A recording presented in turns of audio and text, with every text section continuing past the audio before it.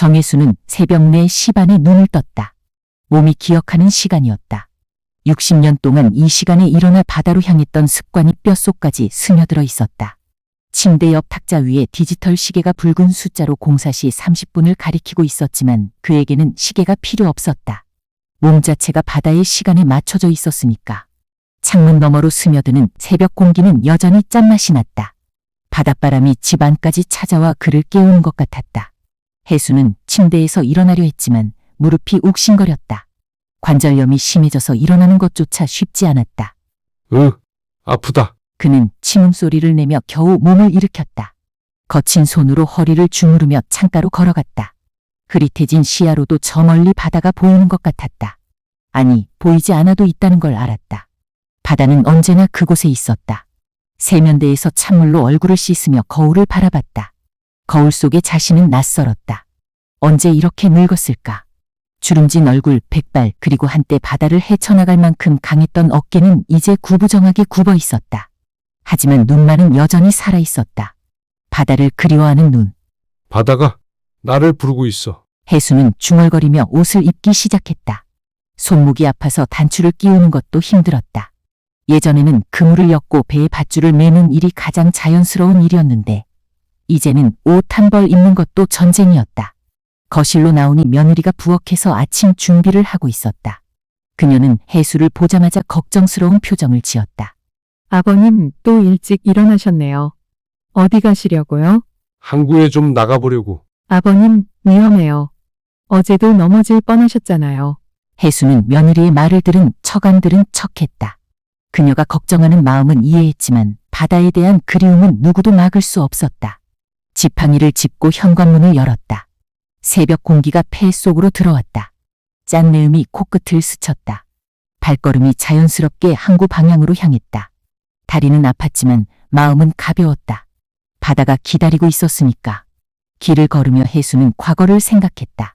20대에 처음 배에 올랐던 날, 첫 조업에서 금을 가득 잡았던 고기들, 폭풍우 속에서도 무사히 돌아왔던 수많은 밤들. 바다는 때로는 무섭고 때로는 너그러운 어머니 같았다. 항구에 도착했을 때 해가 떠오르기 시작했다. 수평선이 붉게 물들고 있었다. 혜수는 낡은 방파제에 앉았다. 이곳은 그의 특별한 자리였다. 60년 동안 이 자리에서 바다를 바라보며 하루를 시작했었다. 파도 소리가 귀에 들려왔다. 철썩철썩 친숙한 리듬이었다. 갈매기들이 울며 날아다니고 있었다. 예전에는 갈매기들이 고깃대가 있는 곳을 알려주는 신호였다. 이제는 그냥 친구들이었다. 내 배는 어디 갔지? 혜수는 텅 빈 선착장을 바라봤다.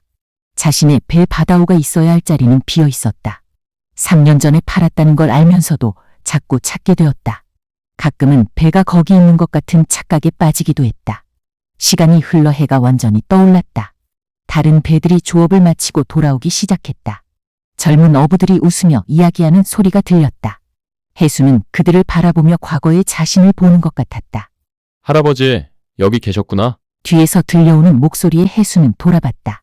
파출소 경찰이 다가오고 있었다. 며느리가 신고한 모양이었다. 집에서 찾고 계시던데요. 가시죠. 아직 조금만 더. 위험해요, 할아버지. 혜수는 마지못해 일어났다. 다리가 후들거렸지만 바다에 대한 마음은 여전히 뜨거웠다. 경찰과 함께 걸으며 뒤를 돌아봤다. 바다가 여전히 그곳에서 그를 기다리고 있었다. 집으로 돌아가는 길에 혜수는 생각했다. 자신은 바다 없이는 살 수 없는 사람이라는 걸. 바다는 그의 직장이었고 친구였고 삶의 전부였다. 비록 몸은 늙고 아팠지만 마음만은 여전히 파도와 함께 춤추고 있었다. 바다는 나를 기다리고 있어. 혜수의 목소리가 바닷바람에 실려 멀리 퍼져갔다. 그 소리는 파도 소리와 어우러져 오래된 바다의 노래가 되었다. 85년 인생의 마지막 장을 장식하는 애절하면서도 아름다운 선율이었다. 내일도 모레도 그는 다시 바다를 찾을 것이다. 몸이 허락하는 한, 바다가 부르는 한 그의 발걸음은 멈추지 않을 것이다. 소연은 새벽 5시에 일어나 카페 문을 열었다. 바다카페라는 간판이 희미한 가로등 불빛에 흔들리고 있었다. 아버지를 생각하며 지은 이름이었다. 벽에는 아버지의 젊은 시절 어부 사진들과 바다 풍경화들이 걸려 있었지만 현실은 그 그림들처럼 아름답지 않았다. 에스프레소 머신을 켜고 원두를 갈며 소연은 하루 일과를 머릿속으로 정리했다. 아침 7시까지 카페 준비를 마치고 민준이를 학교에 보낸 후 아버지 아침 식사를 챙기고 오전 9시부터 저녁 6시까지 카페를 운영한 다음 민준이를 데리러 가서 저녁을 준비하고 아버지 약을 챙기고 민준이 숙제를 도와주고 머리가 지끈거렸다. 엄마, 배고파. 8살 민준이가 비비적거리며 계단을 내려왔다. 소연은 서둘러 토스트를 구워 아들 앞에 놓았다. 민준이는 토스트를 한 입 베어물고는 고개를 갸웃했다. 엄마, 왜 매일 토스트만 먹어? 미안, 민준아. 엄마가 시간이 없어서. 다른 친구들은 엄마가 김밥도 싸주고 계란말이도 해준다던데? 소연의 가슴이 찔렸다. 아들에게 제대로 된 아침을 챙겨주지 못한다는 죄책감이 밀려왔다. 하지만 시간이 없었다. 정말로. 민준이를 학교에 데려다주고 집으로 돌아오니 아버지가 거실에 앉아 창밖을 바라보고 계셨다. 등이 더욱 굽어 보였고 하얀 머리카락이 햇살에 반사되어 은빛으로 빛났다. 아버지, 아침 드세요. 소연아, 미안하다. 뭐가 미안하세요? 내가 이렇게 고생하는데 아버지가 짐이 되어서. 소연은 말문이 막혔다. 아버지의 눈가에 맺힌 눈물을 보며 가슴이 아팠다. 하지만 동시에 현실적인 걱정들이 머릿속을 스쳤다. 병원비, 간병비, 카페 임대료, 민준이 학원비. 숨이 막힐 것 같았다. 카페로 향하는 길에 소연은 통장 잔고를 확인했다. 12만 원. 이번 달 임대료는 어떻게 내야 할까? 카드 대금은 또 어떻게 하고? 한숨이 절로 나왔다. 카페에 도착해 문을 열자마자 단골 할머니가 들어오셨다. 김 할머니는 매일 아침 아메리카노 한 잔을 드시며 소연과 이런저런 이야기를 나누는 분이었다. 사장님, 많이 힘들어 보여요. 괜찮습니다, 할머니. 우리 집도 그랬어요. 시아버님 모시다가 참 힘들었지. 김 할머니는 커피를 천천히 마시며 말을 이었다. 가족이라고 해서 모든 걸 혼자 감당하려고 하지 마세요. 당신도 살아야 하는 거니까. 소연은 고개만 끄덕였다. 말로는 쉬웠지만 현실은 달랐다. 아버지를 요양원에 보내자는 말을 꺼내기만 해도 아버지의 얼굴이 돌처럼 굳어지는 걸 보면 차마 더 말할 수가 없었다. 오후가 되자 학교에서 전화가 왔다. 민준이가 수업 시간에 자꾸 졸고 친구들과도 잘 어울리지 않는다는 내용이었다. 담임 선생님은 상담이 필요할 것 같다고 했다. 소연은 전화를 끊고 주저앉았다. 아들까지 이 상황에 영향을 받고 있었다. 저녁 시간이 되어 민준이를 데리러 갔다. 아들의 얼굴이 평소보다 어두워 보였다. 민준아, 오늘 학교에서 뭐 했어? 그냥. 별로. 친구들이랑 안 놀았어? 재미없어. 엄마는 언제나 바쁘고 할아버지는 아프고. 우리 집은 왜 이래? 소연은 대답할 수 없었다. 8살 아이가 이런 질문을 한다는 게 마음 아팠다. 집으로 돌아가는 길 내내 둘은 말이 없었다. 저녁을 준비하며 소연은 용기를 냈다. 더 이상 미룰 수 없다고 생각했다. 아버지, 요양원 구경 한번 가볼까요? 순간 아버지의 수저가 떨어졌다. 얼굴이 순식간에 굳어졌다. 소연아, 깨끗하고 좋은 곳도 있다던데요. 바다가 보이는. 바다? 아버지의 눈빛이 잠시 밝아졌다가 다시 어두워졌다. 그래도 집이 최고인데 아버지, 제가 제대로 돌봐드리지 못해서. 내가 짐이구나. 그게 아니라요. 하지만 아버지는 이미 자리에서 일어나 방으로 들어가 버리셨다. 소연은 혼자 남은 식탁에서 눈물을 흘렸다. 그날 밤 민준이가 소연의 방으로 왔다. 엄마, 나 때문에 할아버지가 아픈 거야? 무슨 소리야, 민준아. 엄마가 나 때문에 바빠서. 할아버지 돌볼 시간이 없잖아. 민준이의 큰 눈에 눈물이 글썽였다. 엄마, 나를 어디 다른 집에 보내고 할아버지만 돌봐줘. 소연은 그 자리에서 무너져 내렸다. 아들을 꼭 안으며 눈물을 펑펑 쏟았다. 8살 아이가 이런 말을 한다는 게 얼마나 상황이 절망적인지를 보여주는 것 같았다.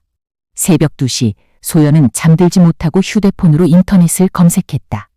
요양원비, 한부모 가정 지원, 아동 심리 상담. 하지만 현실적인 해답은 찾을 수 없었다. 모든 것이 돈이 필요했고 그 돈은 없었다. 다음 날 아침 소연은 또다시 새벽 5시에 일어났다. 거울 속 자신의 모습은 더욱 초라해 보였다. 다크서클이 진해졌고 10kg은 빠진 것 같았다. 하지만 하루가 또 시작되었다. 포기할 수 없었다. 카페를 열며 소연은 벽에 걸린 아버지의 사진을 바라봤다. 젊은 시절 당당했던 아버지의 모습. 그때 아버지는 바다에서 무엇이든 할 수 있을 것 같아 보였다. 이제는 그 바다조차 더 이상 품어줄 수 없게 되었지만 오늘도 힘내자. 소연은 혼잣말을 중얼거리며 에스프레소 머신을 켰다. 오늘도 길고 긴 하루가 시작되었다. 언제까지 버틸 수 있을지는 모르겠지만 포기할 수는 없었다. 아버지와 아들 둘 다 그녀에게는 전부였으니까. 혜수는 새벽 3시에 눈을 떴다. 평소보다 일찍이었지만 잠이 오지 않았다. 며칠 전 소연이와 나눈 요양원 이야기가 머릿속에서 맴돌았다. 딸의 표정, 그 속에 담긴 절망과 피로가 자꾸 떠올랐다. 침대에서 일어나 창밖을 바라봤다. 달이 바다를 은빛으로 물들이고 있었다. 바다가 그를 부르는 것 같았다. 오늘만큼은 아무도 모르게 바다에 가고 싶었다. 마지막일지도 모를 바다와의 만남을. 혜수는 조심스럽게 옷을 입었다. 관절이 삐걱거렸지만 참았다.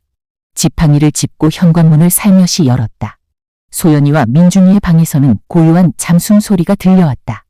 죄송한 마음이 들었지만 발걸음을 멈출 수 없었다. 밤 공기는 차가웠다. 가로등이 희미하게 길을 비추고 있었고 바닷바람이 볼을 스쳤다. 혜수는 천천히 항구로 향했다. 평소보다 더 힘들었다. 숨이 차고 다리가 후들거렸지만 바다에 대한 그리움이 그를 이끌었다. 항구에 도착했을 때 돈이 트기 시작했다. 수평선이 어슴푸레하게 보였다. 혜수는 평소 앉던 방파제로 걸어갔다. 파도 소리가 귀에 들려왔다. 철썩철썩 친숙한 소리였다. 야, 정할아버지? 뒤에서 들려오는 목소리에 혜수는 돌아봤다. 젊은 어부 한 명이 다가오고 있었다. 박수연이었다. 이 동네에서 나고 자란 혜수를 할아버지처럼 따르는 청년이었다. 할아버지, 이렇게 일찍 나오셨네요. 잠이 안 와서 말이야. 요즘 어떠세요? 소연 씨가 많이 걱정하시던데. 혜수는 대답 대신 바다를 바라봤다. 수연은 혜수 옆에 앉았다. 할아버지, 바다가 그리우시죠? 그려 60년을 함께 했는데 저도 할아버지처럼 그렇게 오래 바다와 함께 할 수 있을까요? 혜수는 수연을 바라봤다. 젊은 어부의 눈에는 바다에 대한 열정이 가득했다. 자신의 젊은 시절을 보는 것 같았다. 너는 아직 시작이야. 바다가 내게 많은 걸 가르쳐 줄 거다. 그때 갑자기 세상이 빙글빙글 돌기 시작했다. 혜수는 눈앞이 캄캄해지며 몸이 기울어지는 걸 느꼈다. 수연의 놀란 목소리가 멀리서 들려왔다. 할아버지? 할아버지? 혜수는 의식을 잃기 전 마지막으로 파도 소리를 들었다. 바다가 자신을 부르는 것 같았다. 소연은 휴대폰 진동 소리에 잠에서 깼다. 새벽 5시였다. 화면에는 모르는 번호가 떠 있었다. 여보세요? 소연 씨죠? 저 박수연이에요. 아버지가. 아버지가 어떡해요? 항구에서 쓰러지셨어요. 지금 병원으로 가는 중입니다. 소연은 순간 머릿속이 하얘졌다. 급히 옷을 입고 민준이를 깨웠다. 민준아, 할아버지가 아프셔서 병원에 가야 해. 할아버지가 어떻게 됐어? 괜찮을 거야. 서둘러. 병원에 도착했을 때 혜수는 응급실 침대에 누워 있었다. 의사가 소연을 불렀다. 혈압이 급상승하셨고 탈수 증상도 있습니다. 다행히 큰 문제는 없지만 감사합니다, 선생님. 따님, 아버님이 혼자 돌아다니시기엔 위험합니다. 24시간 누군가 곁에 있어야 해요. 소연은 침대에 누운 아버지를 바라봤다. 창백한 얼굴, 산소 마스크를 쓴 모습이 너무나 약해 보였다. 가슴이 터질 것 같았다. 혜수가 눈을 떴을 때 소연이 침대 곁에 앉아 있었다.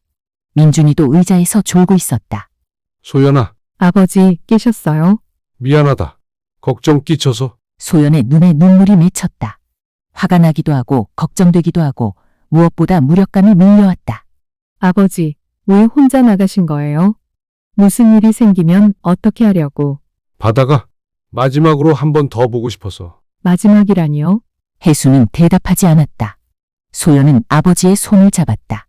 한때 거칠었던 손이 이제는 얇고 차가웠다. 아버지, 더 이상은 안 돼요. 제가 제대로 돌봐드릴게요. 그날 밤 집으로 돌아온 후 소연은 결심했다. 더 이상 아버지를 혼자 둘 수 없었다. 이번에는 다행히 수연이가 발견해서 큰일이 없었지만 다음에는 어떻게 될지 알 수 없었다. 다음날 아침 소연은 단호한 표정으로 아버지께 말했다. 아버지, 요양원에 들어가셔야 해요. 소연아, 이번에 정말 큰일 날 뻔했잖아요. 저도 한계예요. 해수의 얼굴이 굳어졌다. 딸의 목소리에서 평소와 다른 강함이 느껴졌다. 내가 날 버리려고 하는구나. 버리는 게 아니라 지키려는 거예요. 지킨다고? 남의 손에 맡기는 게 지키는 거야? 아버지가 다치시는 걸 보고만 있을 수 없어요. 제가 감당할 수 없다고요. 소연의 목소리가 높아졌다. 그동안 참아왔던 감정들이 한꺼번에 터져나왔다. 해수는 딸을 바라봤다. 소연의 눈에서 절망과 분노 그리고 깊은 슬픔을 읽을 수 있었다. 하지만 그의 마음에는 배신감이 더 크게 자리 잡았다. 그래, 내 맘대로 해라. 해수는 방으로 들어가 문을 닫았다. 소연은 거실에서 혼자 울었다. 옳은 일을 하고 있는데 왜 이렇게 마음이 아플까? 아버지를 지키려는 건데 왜 버리는 것 같은 기분이 들까? 그날부터 아버지와 딸 사이에는 침묵이 흘렀다. 필요한 말만 주고받을 뿐 예전 같은 따뜻한 대화는 사라졌다. 해수는 배신당한 기분이었고 소연은 죄책감에 시달렸다. 밤이 되어 소연은 아버지 방 앞에 서서 망설였다. 문을 두드리고 싶었지만 용기가 나지 않았다. 안에서는 아무 소리도 들리지 않았다. 아버지도 잠들지 못하고 있는 것 같았다. 바다는 여전히 그곳에서 파도를 일으키고 있었다. 하지만 이제 그 바다는 아버지와 딸을 잇는 다리가 아니라 둘 사이를 가르는 깊은 골이 되어버린 것 같았다. 해수는 3일째 방에서 나오지 않았다. 소연이 가져다 놓은 식사도 거의 손대지 않았다. 문틈으로 들여다보면 창가에 앉아 먼 곳을 바라보고 있는 아버지의 뒷모습만 보였다. 그 모습이 하루가 다르게 작아지는 것 같아 소연의 마음도 함께 줄어들었다. 할아버지, 밥 먹어요. 민준이가 조심스럽게 할아버지 방문을 두드렸다. 평소 같으면 반가운 목소리로 대답하셨을 텐데 오늘도 조용했다. 민준이는 실망한 표정으로 소연을 바라봤다. 엄마, 할아버지가 왜 안 나와? 할아버지가 기분이 안 좋으셔. 내가 뭔가 잘못했어. 소연은 아들을 안아주었다. 8살 아이에게 이 복잡한 상황을 어떻게 설명해야 할지 막막했다. 카페로 가는 길에 소연은 무거운 발걸음을 옮겼다. 며칠 전부터 단골 손님들이 하나둘 줄어들고 있었다. 주인이 늘 우울한 표정을 짓고 있으니 손님들도 불편해하는 것 같았다. 커피 맛도 예전 같지 않았다. 집중이 안 되어서 원두를 태우기도 하고 주문을 잘못 받기도 했다. 사장님 괜찮으세요? 요즘 많이 힘들어 보여요. 김 할머니가 걱정스러운 표정으로 물었다. 소연은 억지로 웃으며 대답했다. 네, 괜찮습니다. 하지만 속으로는 무너져 내리고 있었다. 아버지는 자신을 원망하고 아들은 상황을 이해하지 못해 혼란스러워하고 카페 매출은 계속 떨어지고 있었다. 모든 것이 악순환의 고리에 빠져 있는 것 같았다. 오후가 되어 소연은 용기를 내서 요양원에 전화를 했다. 며칠 전 김 할머니가 추천해준 햇살 요양원이었다. 안녕하세요. 입소 상담을 받고 싶어서 전화드렸는데요. 네, 언제 오시겠어요? 아버지가 아직 마음의 준비가 안 되셔서. 그런 분들이 많아요. 일단 가족분만 먼저 오셔서 시설을 둘러보시는 게 어떨까요? 소연은 약속을 잡았다. 내일 오후에 가기로 했다. 전화를 끊고 나니 더욱 무거운 마음이 들었다. 정말로 이게 맞는 길일까? 저녁 시간이 되어 집으로 돌아왔을 때 해수가 거실에 앉아 있었다. 며칠 만에 방에서 나온 것이었다. 하지만 표정은 여전히 굳어 있었다. 아버지, 저녁 드세요. 해수는 대답 없이 소연이 차린 밥상을 바라봤다. 소연은 맞은편에 앉아서 조심스럽게 말했다. 아버지, 내일 요양원 한번 보러 가볼까요? 내가 가기 싫다고 했잖아. 그래도 한 번만. 소연아, 해수가 처음으로 딸을 똑바로 바라봤다. 그의 눈에는 깊은 상처가 서려 있었다. 내가 정말로 날 버리고 싶구나. 아버지, 그게 아니라고 했잖아요. 그럼 뭐야? 남의 손에 맡기는 게 아니면 뭐야? 제가 능력이 없어서 그래요. 아버지를 제대로 돌볼 수 없어서. 능력? 능력이 없으면 가족을 버리는 거야? 소연은 할 말을 잃었다. 아버지의 말이 가슴에 비수처럼 꽂혔다. 아버지, 저도 힘들어요. 힘들면 아버지를 짐짝 취급하는 거냐? 짐짝이라뇨. 소연의 목소리가 높아졌다. 참고 있던 감정이 터져나왔다. 아버지가 매일 새벽에 나가서 사고라도 나시면 어떡해요? 민준이는 엄마가 바쁘다고 울고 카페는 망해가고 저는 어떻게 하라는 거예요? 그래, 내 인생에서 아버지가 방해가 되는구나. 그런 말씀 마세요. 아니면 뭐야? 솔직히 말해봐. 아버지가 없으면 편할 거 아냐? 소연은 더 이상 참을 수 없었다. 눈물이 쏟아져 내렸다. 아버지, 왜 그런 말씀을 하세요? 저는 아버지를 사랑해요. 하지만 저도 한계가 있어요. 혜수는 딸의 눈물을 보며 마음이 흔들렸다. 하지만 배신감이 더 컸다. 사랑한다면서 남에게 떠미로 보내는 거냐? 떠밀어 보내는 게 아니에요. 더 좋은 곳에서 더 좋은 곳? 집보다 좋은 곳이 어디 있어? 두 사람은 서로를 바라보며 침묵했다. 같은 공간에 있으면서도 마음은 천리 밖에 있는 것 같았다. 그때 민준이가 방에서 나왔다. 아이의 눈에도 눈물이 맺혀 있었다. 엄마, 할아버지, 왜 싸워? 소연과 혜수는 민준이를 보며 마음이 아팠다. 어른들의 갈등이 아이에게까지 상처를 주고 있었다. 민준아, 괜찮아. 할아버지랑 엄마가 이야기하고 있는 거야. 이야기가 아니라 싸우는 거잖아. 할아버지, 엄마랑 화해해요. 민준이의 순수한 말에 혜수의 마음이 더욱 복잡해졌다. 손자에게도 이런 모습을 보여주고 있다는 게 부끄러웠다. 민준아, 할아버지가 화를 냈구나. 미안해. 할아버지는 왜 화가 났어요? 혜수는 대답할 수 없었다. 8살 아이에게 어떻게 설명할 수 있을까? 그날 밤 소연은 잠들지 못했다. 아버지와의 대화가 계속 머릿속에 맴돌았다. 정말로 자신이 이기적인 건 아닐까? 아버지를 버리는 건 아닐까? 하지만 현실적으로 다른 방법이 있을까? 새벽 2시쯤 되어 소연은 부엌으로 나왔다. 물을 마시려고 했는데 아버지가 거실 소파에 앉아 있는 것을 발견했다. 아버지, 잠 안 오세요? 너도 잠 못 자는구나. 소연은 아버지 옆에 앉았다. 며칠 만에 가까이 있는 것 같았다. 아버지, 저는 정말로 소연아, 아버지가 미안하다. 혜수의 예상치 못한 말에 소연은 놀랐다. 내가 힘든 걸 모르는 게 아니야. 하지만 바다를 떠난다는 게, 집을 떠난다는 게 너무 무서워. 아버지, 60년을 바다에서 살았는데 이제 그것마저 잃어야 하나 싶어서 내가 날 버린다는 생각이 들었어. 소연은 아버지의 손을 잡았다. 차가운 손이었다. 아버지, 저는 절대로 아버지를 버리지 않아요. 다만 지금 상황에서는 알아, 소연아. 내가 나 때문에 얼마나 고생하는지 알아. 하지만 조금만 더 시간을 줄 수 없을까? 소연은 눈물을 흘렸다. 아버지의 마음을 이해했지만 현실은 기다려주지 않았다. 아버지, 내일 요양원 구경만 가봐요. 마음에 안 들면 안 가도 돼요. 혜수는 긴 침묵 끝에 고개를 끄덕였다. 그래, 한 번만 봐볼게. 다음 날 오후 소연과 혜수는 햇살 요양원으로 향했다. 바다가 보이는 언덕 위에 자리 잡은 깔끔한 건물이었다. 원장이 나와서 반갑게 맞아주었다. 어서 오세요. 이분이 아버님이시군요. 시설을 둘러보는 동안 혜수는 말이 없었다. 깨끗한 시설, 친절한 직원들 그리고 무엇보다 창문 너머로 보이는 바다. 모든 것이 좋아 보였지만 마음은 편하지 않았다. 여기서 바다가 보이네요. 소연이 조심스럽게 말했다. 혜수는 창밖을 바라보며 오랜 침묵을 지켰다. 바다는 보이는구나. 하지만 그의 목소리에는 여전히 슬픔이 묻어 있었다. 보는 것과 함께하는 것은 다르다는 걸 그도 소연도 알고 있었다. 집으로 돌아오는 길에 두 사람은 말이 없었다. 각자의 생각에 잠겨 있었다. 혜수는 바다를 떠나야 한다는 현실을, 소연은 아버지를 떠나보내야 한다는 아픔을 곱씹고 있었다. 저녁 식탁에서 혜수가 입을 열었다. 소연아, 일주일만 더 생각해볼게. 소연은 고개를 끄덕였다. 일주일 후면 모든 것이 결정될 것이다. 하지만 그 일주일이 얼마나 길고 힘들지 두 사람 모두 예감하고 있었다. 일주일이 지났다.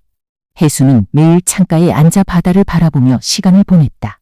소연은 카페와 집을 오가며 아버지의 결정을 기다렸다. 둘 사이의 대화는 여전히 조심스럽고 어색했지만 예전만큼 차갑지는 않았다. 그날 아침 소연이 카페를 열고 있을 때 김 할머니가 들어왔다. 평소와 달리 표정이 어두웠다. 사장님, 잠깐 앉아요. 네, 할머니. 무슨 일이세요? 우리 집 옆집 할아버지 말이에요. 어제 돌아가셨어요. 소연의 손이 멈췄다. 갑자기요? 혼자 계시다가 이틀 후에 발견됐어요. 가족들이 요양원 보내려고 했는데 끝까지 거부하시고. 김 할머니의 말이 소연의 가슴을 파고들었다. 만약 아버지에게도 그런 일이 생긴다면 사장님, 가족이라는 게 참 어려워요. 붙잡고 싶으면서도 놓아줘야 하고 지키려고 하면 상처를 주게 되고. 소연은 커피를 내리다가 손을 멈췄다. 눈물이 또르르 떨어졌다. 할머니, 저는 뭘 해야 할지 모르겠어요. 사장님, 마음속 이야기를 해보세요. 아버지께 솔직하게. 그날 저녁 소연은 아버지 방 앞에서 한참을 서 있었다. 문을 두드릴 용기가 나지 않았다. 하지만 더 이상 미룰 수 없었다. 똑똑. 아버지, 들어가도 될까요? 응, 들어와. 혜수는 창가에 앉아 석양이 지는 바다를 바라보고 있었다. 소연은 아버지 옆에 앉았다. 아버지, 일주일이 지났어요. 그러게, 시간이 빠르네. 결정하셨어요? 혜수는 바다를 바라보며 긴 한숨을 내쉬었다. 소연아, 아버지가 이기적이었나? 아버지, 60년을 바다와 함께 살았는데 그걸 놓는다는 게 죽는 것 같아서. 소연은 아버지의 옆모습을 바라봤다. 석양빛에 비친 아버지의 얼굴이 너무나 쓸쓸해 보였다. 하지만 내가 힘들어하는 걸 보니까 내가 정말 짐이 된 것 같더라. 아버지, 그런 말씀 하지 마세요. 소연아, 혜수가 딸을 바라봤다. 그의 눈에는 눈물이 맺혀 있었다. 아버지는 내가 행복했으면 좋겠어. 내가 웃으면서 살았으면 좋겠어. 소연의 마음이 무너져 내렸다. 참았던 감정이 한꺼번에 터져 나왔다. 아버지, 소연은 아버지 앞에 무릎을 꿇고 앉았다. 눈물이 쏟아져 내렸다. 아버지, 미안해요. 제가 못나서. 소연아, 일어나. 아니에요. 저는 정말 최악의 딸이에요. 소연은 흐느끼며 말을 이었다. 아버지가 평생 바다에서 고생하면서 저를 키워주셨는데, 저는 아버지가 힘드시니까 다른 곳으로 보내려고 하고, 소연아, 하지만 아버지, 정말로 버리려는 게 아니에요. 소연은 아버지의 손을 꼭 잡았다. 저는 아버지를 지키고 싶어요. 아버지가 다치시는 걸 볼 수 없어요. 혼자 계시다가 무슨 일이라도 생기면, 저는 어떻게 살아요? 혜수는 딸의 떨리는 손을 느꼈다. 그제서야 소연의 마음을 이해할 수 있었다. 아버지, 저도 무서워요. 민준이는 엄마가 바쁘다고 우울해하고, 카페는 망해가고, 저 혼자 어떻게 해야 할지. 소연아, 그만 울어. 아버지가 몰랐어. 혜수는 딸을 일으켜 세우고 꼭 안아주었다. 언제 이렇게 야위었을까? 딸의 어깨가 너무 가늘었다. 미안하다, 소연아.